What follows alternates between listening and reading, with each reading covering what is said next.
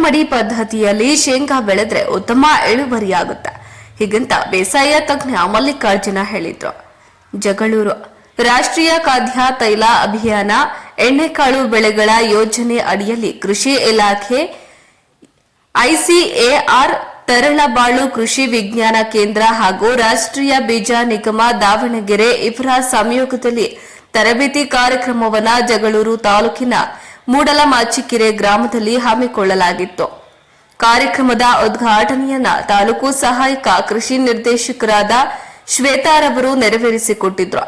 ಅವರು ಶೇಂಗಾ ಪ್ರಮುಖ ಎಣ್ಣೆಕಾಳು ಬೆಳೆ ರೈತರು ಹೆಚ್ಚು ಬೆಳೆಯುತ್ತಿರುವುದರಿಂದ ಮಣ್ಣಿನ ಫಲವತ್ತತೆ ಹಾಗೂ ಇಳುವರಿಯನ್ನ ಪಡೆಯಬಹುದು ಎಂದು ತಿಳಿಸಿದರು.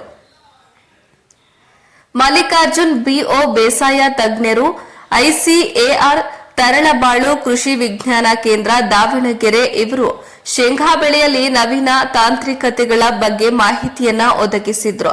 ಹೊಸ ತಳಿಯಾದ ಡಿಎಚ್ 256 ತಿಳಿಯು ಕಾಳು ಮತ್ತು ಮೇವಿಗೆ ಉಪಯುಕ್ತವಾಗುತ್ತದೆ. ಪ್ರಗತಿಪರ ಕೃಷಿಕರಾದ ಮಂಜುನಾಥ್ ರವರ ತಾಕಿನಲ್ಲಿ ಏರುಮಡಿ ಪದ್ಧತಿಯಲ್ಲಿ ಶೇಂಗಾವನ್ನ ಬೆಳೆಯುವುದರಿಂದ ಮಳೆ ಹೆಚ್ಚಾದರೂ ಕೂಡ ನೀರು ಸರಾಗವಾಗಿ ಹರಿದು ಹೋಗುತ್ತದೆ ಎಂದು ವಿಜ್ಞಾನಿಗಳು ತಿಳಿಸಿದ್ರು.